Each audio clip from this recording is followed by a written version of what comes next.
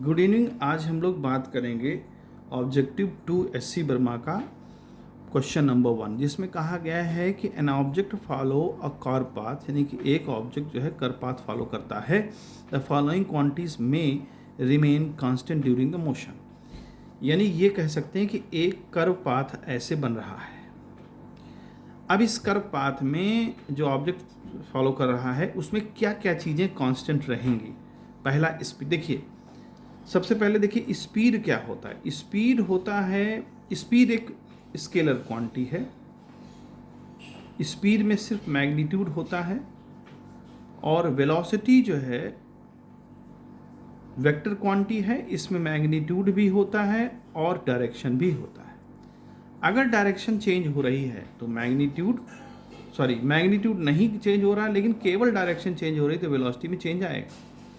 अब बात कर लेते हैं, मान लीजिए ऑब्जेक्ट यहाँ पर है, तो इससे अगर हम देखें तो यहाँ पर इसकी ये डायरेक्शन बन रही है। जब ऑब्जेक्ट इस पॉइंट पर होगा तो इसकी डायरेक्शन ये बन रही है, यानी कि देखिए डायरेक्शन चेंज हो रही है।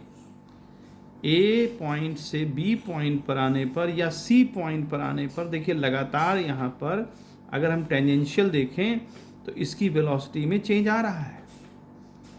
तो जब वेलोसिटी में चेंज आ रहा है इसका मतलब वेलोसिटी हमारी कांस्टेंट नहीं है, यानी ये ऑप्शन जो वेलोसिटी वाला है ये कांस्टेंट नहीं है, तो ये ऑप्शन तो गलत हो गया। अब एक्सेलरेशन देखिए, एक्सेलरेशन क्या होता है? एक्सेलरेशन होता है वेलोसिटी में चेंज अपॉन टाइम। तो यहाँ वेलोसिटी में चेंज तो आ रहा है, हम देख रहे हैं कि वेलोसिटी में चेंज आ रहा है।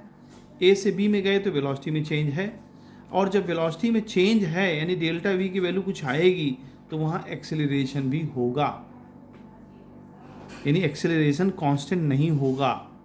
जो एक्सेलरेशन डायरेक्ट रिलेट है वेलोसिटी से, और वेलोसिटी रिलेटेड है डायरेक्शन से और मैग्नीट्यूड से।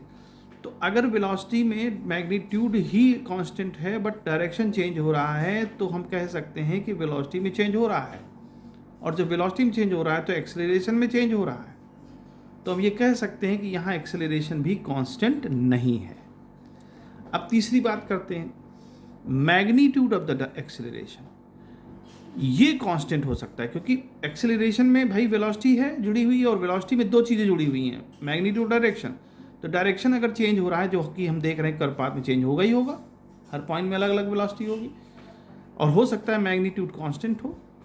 तो यहाँ पर ये ऑप्शन हमारा सही पाया जाएगा कि magnitude of the acceleration constant हो सकता है, या है भी, जो भी है हो सकता है।